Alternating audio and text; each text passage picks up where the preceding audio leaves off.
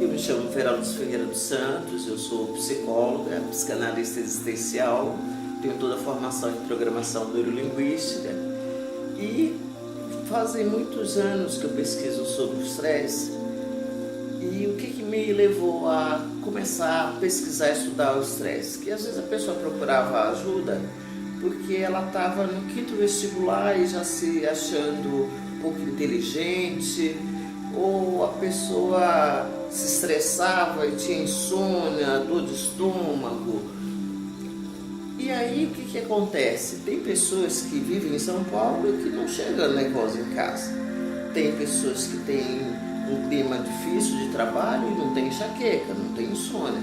Então a maneira como nós lidamos com as situações de vida vai permitir que esse fato que é normal, o estresse é um fenômeno que a mente gera para a gente se proteger ou lutar frente a perigos reais. Só que muitas vezes a gente vive como se estivéssemos ameaçados o tempo inteiro. Isso faz com que o corpo não dê conta. Um fato que seria normal de proteção, de defesa, passa a prejudicar o ser humano. Aí uma comparação que me ocorre agora. Se nós tomamos um pouco de sol é ótimo, porque o nosso corpo não produz a vitamina D. Agora, se a gente fica lá exposto ao sol, aquele sol que seria benéfico, até 10 horas passa a ser prejudicial. Isso é o que acontece com o estresse.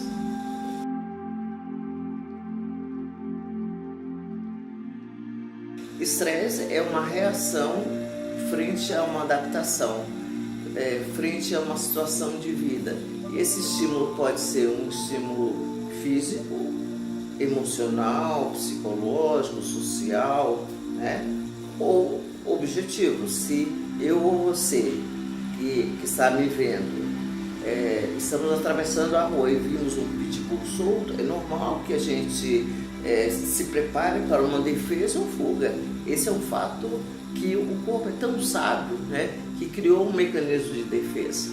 E o Hensel, um médico canadense, ele fez uma relação desse fenômeno ligado à adaptação, à capacidade da gente reagir frente aos estímulos da vida.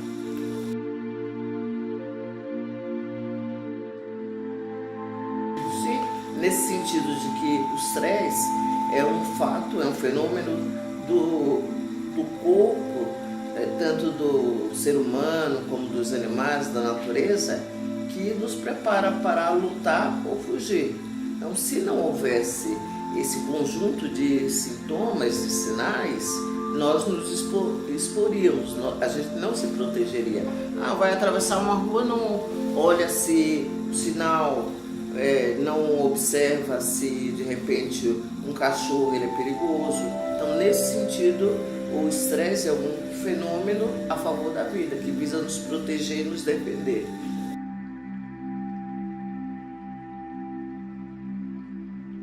Sim, para nos proteger, para verificarmos se em determinadas situações a gente precisa lutar, fugir ou nos defendermos.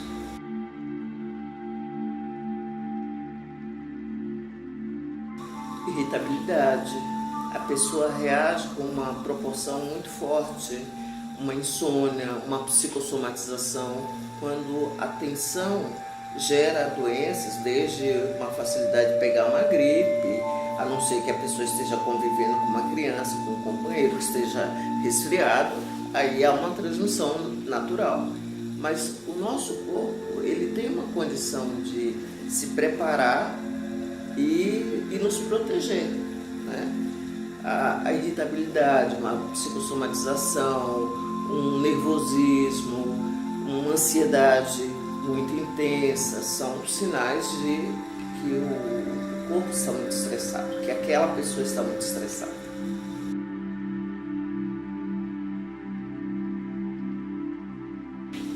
Eu identifico 2 tipos de fatores que geram um estresse excessivo.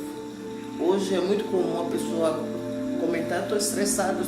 Então, quando as pessoas falam que estão estressados, na verdade elas estão se referindo a uma situação que passou do normal.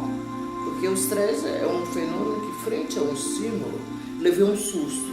eu vou ter uma taquicardia, as pupilas vão se dilatar. Esse é um fluxo normal. Agora, se eu permaneço nesse estado, aí vão começar a surgir doenças. Então, existem fatores psicológicos internos que, dependendo de como nós encaramos as situações da vida, pode gerar doenças, desde uma suscetibilidade a uma gripe, uma dor de estômago, uma enxaqueca, uma insônia. Tem gente que tem hipertensão, tem gente que tem diabetes, né? Dependendo da maneira como a pessoa encara a vida. É claro que é muito comum a pessoa começa a sentir problema, vai ao médico, tem situações que tem que ir mesmo. Só que se a pessoa não muda a maneira de encarar, eu trabalho com isso, eu já ajudei muitas pessoas a se curarem de enxaqueca frequente, de cólicas, de insônia, porque elas mudaram a maneira de encarar e aí permite que o corpo volte a liberar níveis normais hormonais, né? Então, quando o corpo fica numa produção constante de neurotransmissores produzidos pelo medo, pela raiva, pela inveja, pela fantasia, existe toda uma alteração hormonal que surgem doenças, desde doenças simples até doenças crônicas. E, além dos fatores internos, psicológicos, nós vivemos numa sociedade que gera uma série de pressões de insegurança. Então, nós vivemos num mundo de muita insegurança física. As pessoas, nós nunca sabemos se vamos sair, chegar com a integridade em casa. Então, é violência urbana, é violência física. As pessoas andam muito estressadas. Todo lugar onde nós vamos tem fila e as pessoas com pavio curto. Então, tudo isso é fruto de uma sociedade, uma estrutura social que gera insegurança. As pessoas não sabem se vão ter um emprego e, dependendo da maneira como nós encaramos tudo isso, nós podemos viver estressados ou manter um nível de estresse no nível normal.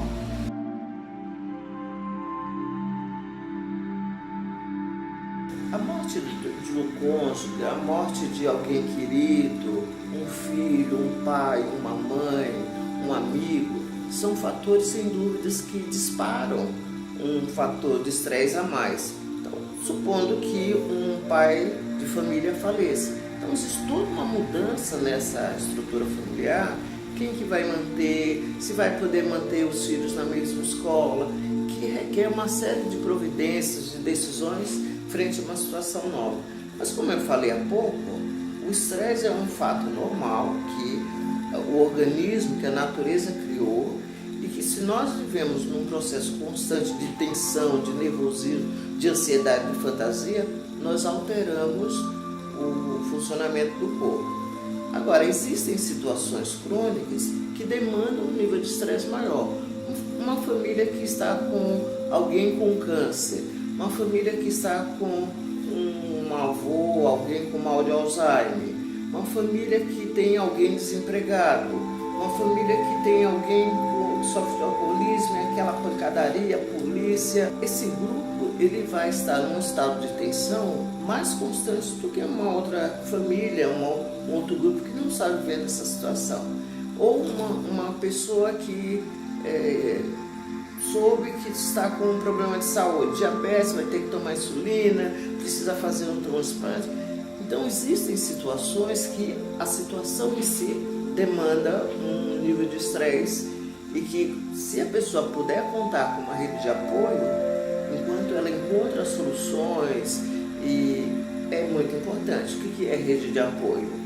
São familiares, quando existe uma relação de poder contar, de poder de ajuda.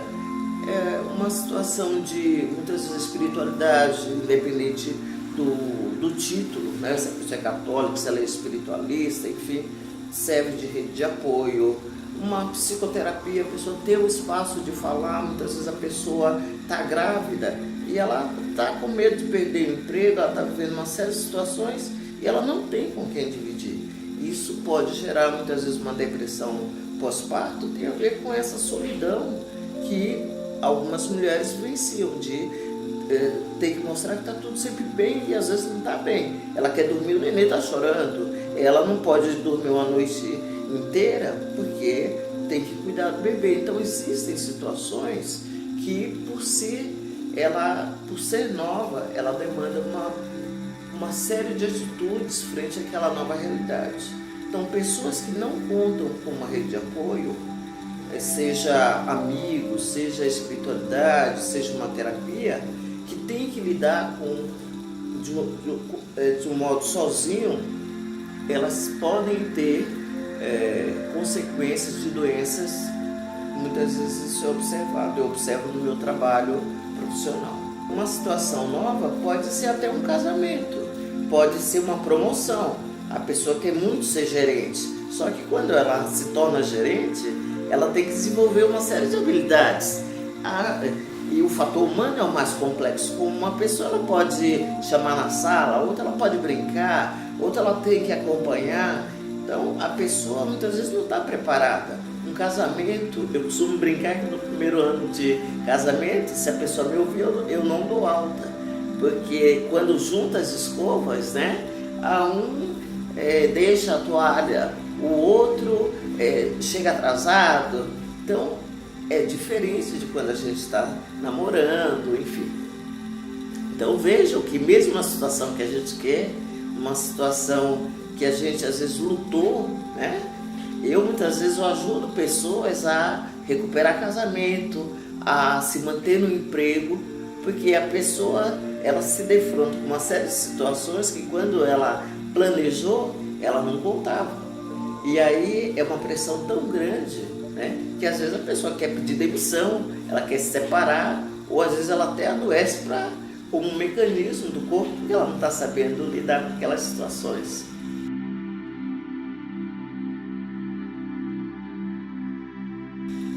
Eu insisto de que você peça ajuda. É claro que não dá para pedir ajuda para todo mundo. Com uma pessoa você pode discutir um projeto, com outra você não pode falar daquele projeto porque a pessoa é tão crítica que já vai destruir o projeto.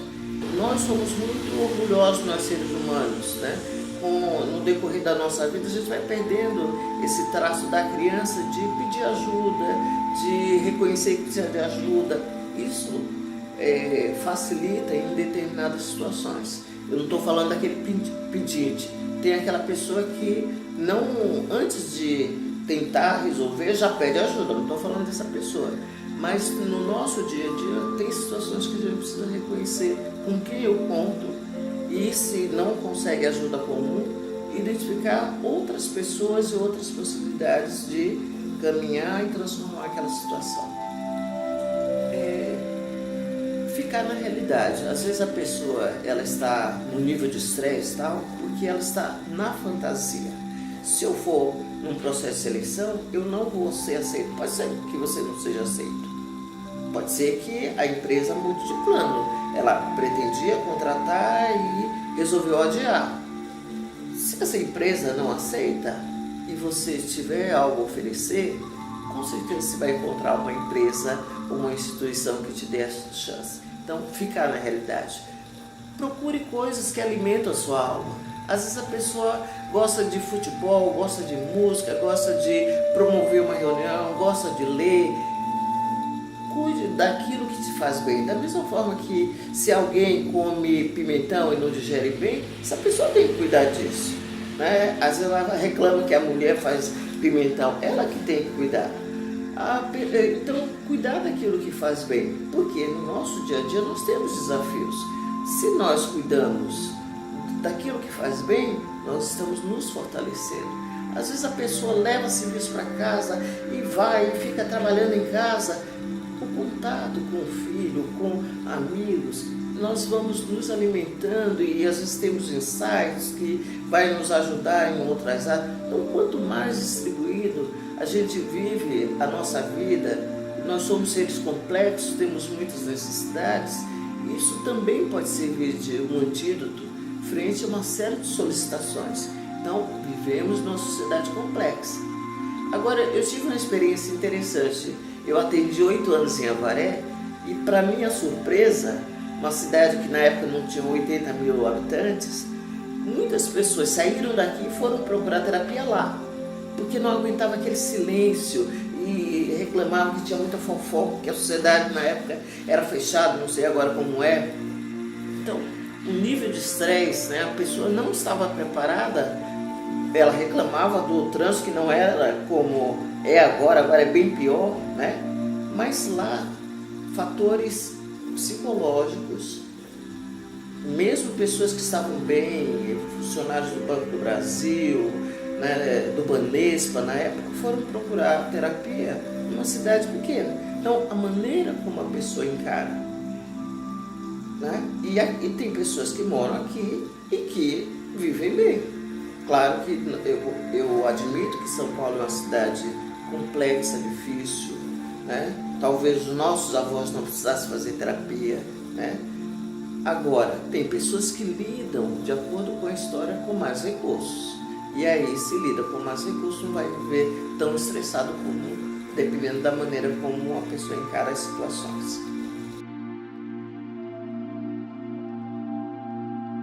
Quando eu, no meu trabalho, eu ajudo a pessoa porque o nosso natural é a saúde. E esse mecanismo maravilhoso que é o corpo, que é a mente, né?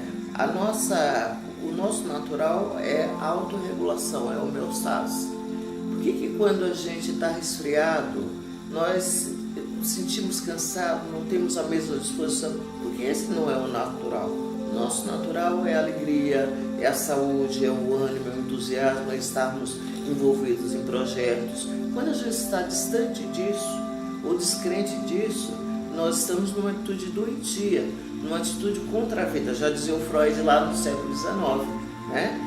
E aí, uma possibilidade é procurar ajuda, né? Quanto mais cedo a pessoa procura uma ajuda, ela economiza em dinheiro, ela economiza sofrimento.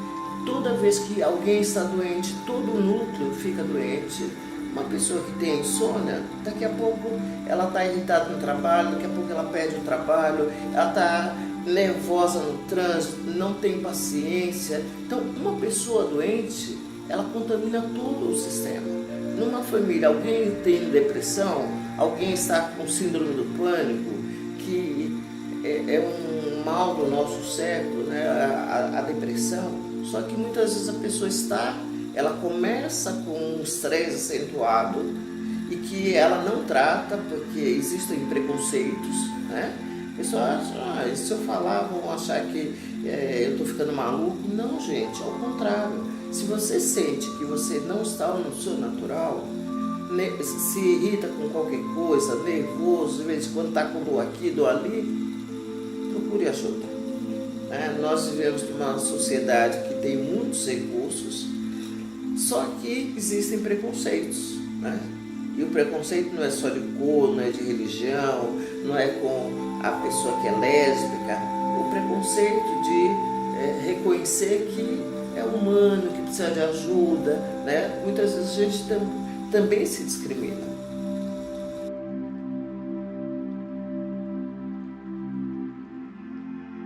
Eu tenho esse espaço que eu convido você, eu inclusive estou promovendo uma palestra como administrar o estresse. Eu convido você que está assistindo esse vídeo, convido também seu amigo. Você querendo vir, por favor, ligue no 011 3864 2037 e faça sua reserva, traga seu amigo. E essa conscientização de que nós temos um papel ativo na nossa saúde ou na nossa doença. O meu objetivo e o objetivo aqui do espaço é ajudar, na medida do possível, cada um a assumir esse compromisso. Porque a partir desse momento em que eu ou você que me vê me faz bem tal atividade, você que vai precisar promover. Você quer conhecer uma cidade, você vai se planejar, você vai ver com quem que eu posso fazer essa viagem. Não pode ser com qualquer pessoa, senão você se estressa ao invés de descansar, se distrair. Então, esse cuidado, esse compromisso com a vida é a minha missão. Dia 25 de abril, sábado, a palestra acontece das 11 às 13, né? Nesse sábado, você pode ligar para a gente ou mandar o seu e-mail, fazer a sua inscrição. A palestra é aberta, gratuita, e você pode vir e conhecer alguma coisa e saber um pouco como você pode cuidar e manter a sua saúde. Tem situações que a pessoa foi muito longe, que ela precisa de um processo de psicoterapia. Qual que é o objetivo da psicoterapia? É ajudar a pessoa a lidar com esses fatores de estresse, não se associando, que se existem pressões externas e a gente dá a nossa contribuição com fatores de fantasia, psicológicos, aí é quando deflagra muitas vezes doenças.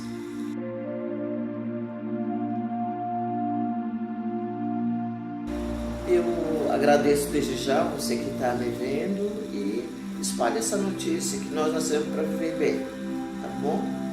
E vai ser um prazer tê-lo aqui, ter você aqui. E ligue então no 3864-2037 DDD 011.